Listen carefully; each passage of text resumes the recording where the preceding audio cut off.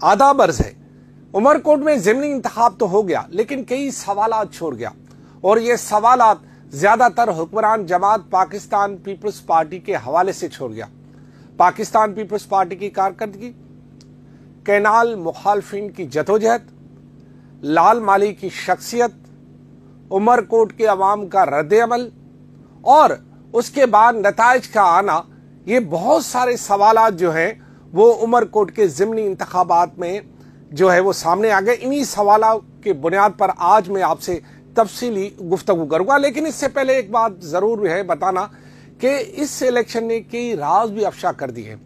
इस इलेक्शन में जो लोग एक दूसरे से कुछ न कुछ बुग्ज रखते हैं वो भी थोड़े बहुत जो है क्लियर हो गए हैं, और ऐसे ज़िमनी इंतखाब में जो ये समझा जा रहा था कि शायद लाल माली अकेला है या लाल माली कुछ भी नहीं कर पाएगा, वो मामलात भी बहुत सारे अफशा हो गए हैं। अच्छा, उमरकोट के इलेक्शन में पहला सवाल यह है कि उमरकोट के इलेक्शन में टर्नआउट इतना दिखाया गया है जितना कि आम इंतखाबात का होता है। कोई बात दिल से लगती है?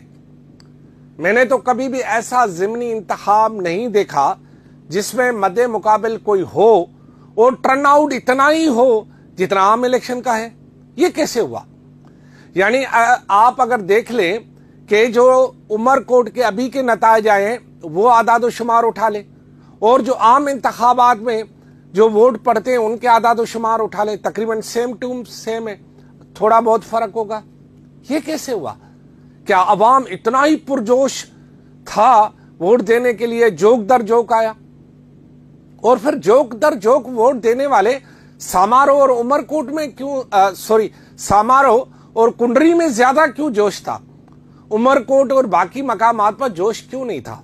ये सवाल अपनी जगह पे बनता है, और इस सवाल का जवाब इलेक्शन लड़ने वाले और इलेक्शन जीतने वाले दोनों के लिए एक अहम सवाल है। दूसरी बात ये कि पाकिस्तान पीपल्स पार्टी का वोट बैंक, जो कि आम इंतखाब में 1,75,000 के करीब था, वो वोट बैंक कम होकर 1,61,000 के करीब आ गया।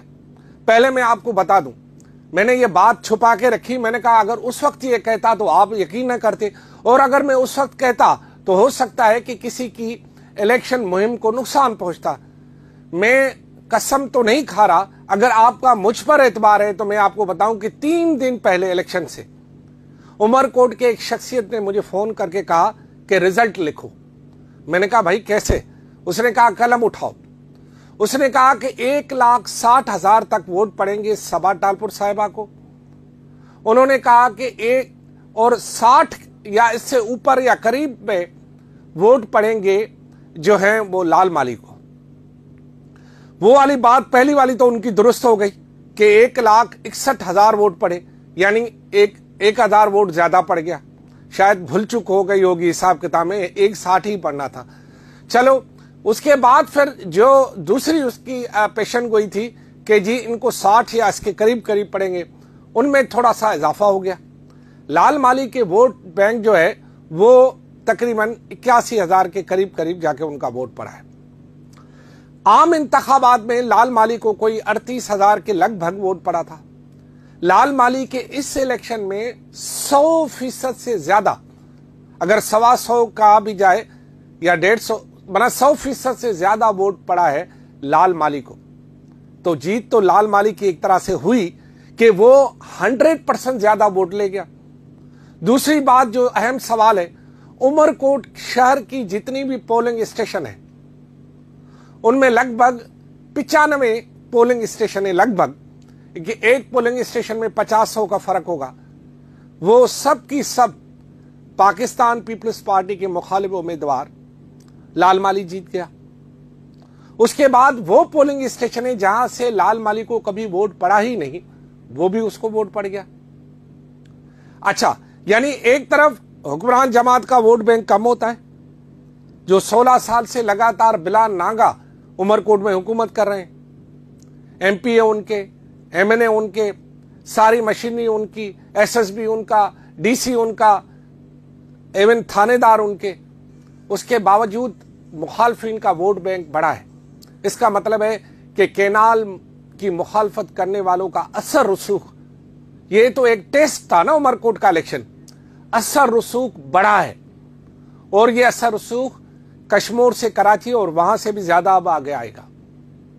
दूसरा सवाल यह है कि भला सिर्फ समारोह और जो कुंडरी है, अगर उसके नताइज का जायजा लें तो वहां पर जो ग्राफ दिखा रहे हैं टर्नआउट का, वो तो तकरीबन 70 से 80% हो रहा है। ये कैसे हुआ? आम इंतखाब में भी इतना वहां टर्नआउट नहीं होता और ज़िमनी इंतखाबात में इससे ज्यादा होता है।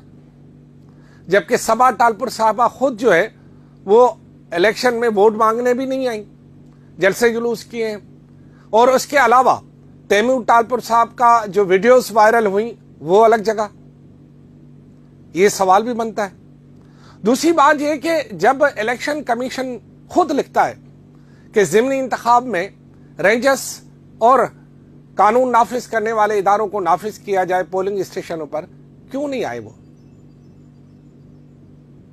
जबकि इलेक्शन कमीशन लिख रहा है, तो फिर सिर्फ पुलिस ही क्यों मौजूद थी? चलो भाई, ये भी हुआ। अब ये बताएं कि ये जो ज़िमनी इंतखाब हुआ, मुखालिफ को 100% ज्यादा वोट पड़ गए, पीपल्स पार्टी को पहले से ज्यादा कम वोट पड़ गए, समारोह और कुंडरी में टर्नआउट ज्यादा दिखाया जा रहा है।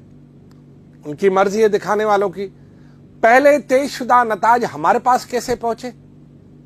और अहम बात यह है कि इस इलेक्शन के नतीजे के बाद एक बात सामने आई है कि थपकी दोनों तरफ से दी जा रही थी।